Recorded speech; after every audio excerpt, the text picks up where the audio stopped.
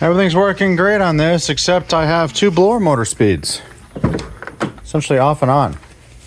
Typically tells you it's a resistor.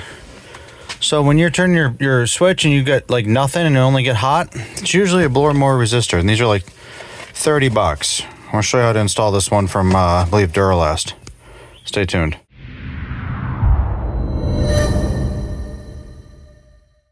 So it's really easy to get to on these Mustangs, these S197s. First step is drop the glove box. So you want to pull everything out of your glove box here, and I'm going to do that real quick.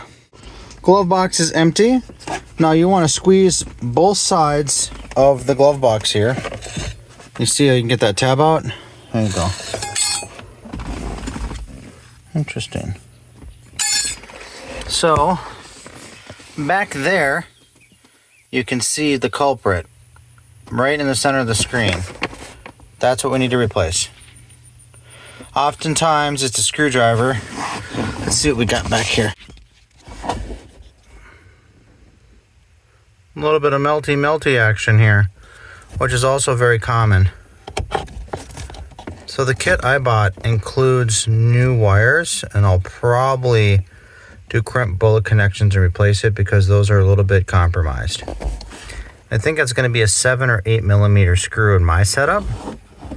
There's one back here, and there's one here. So we'll go get a socket, as well as electrical tools. So we're doing this underneath the carport, and we'll come back. When you buy this kit, it actually comes with a pigtail and the resistor. I think it was 29 bucks from AutoZone.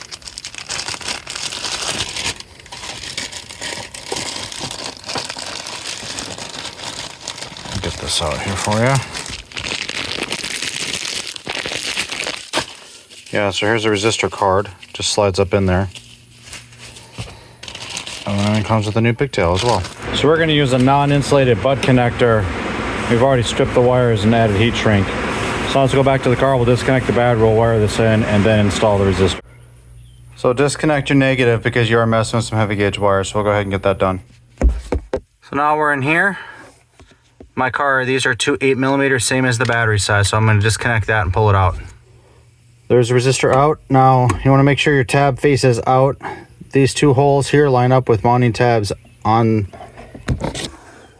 right in there. And then the back two holes are where you pulled your screw holes out of. So that's the old one. We'll put the new one in, and then we'll do the wiring. So now we're reinstalled. Again, it's into plastic, so you don't have to go too tight. So next step is fixing the plug. We just want to match up colors. I'm going to snip these off real close to the plug because this plug's got damage on it. If your plug wasn't melted like this one is, it's got melting on it, then you'd be done. But I'm going to replace the plug. So I'm going to snip these 4, match, and then put that on. And then we just kind of go down the line. So we'll clip that next one in, slide the heat shrink over, and keep going until all 4 are done.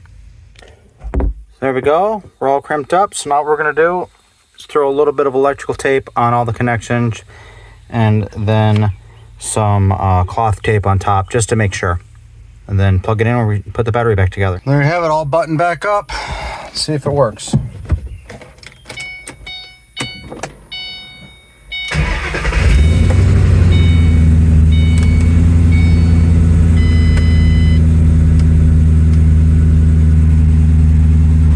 So there you go. Each one has a different setting now. Pretty easy. Thanks for watching.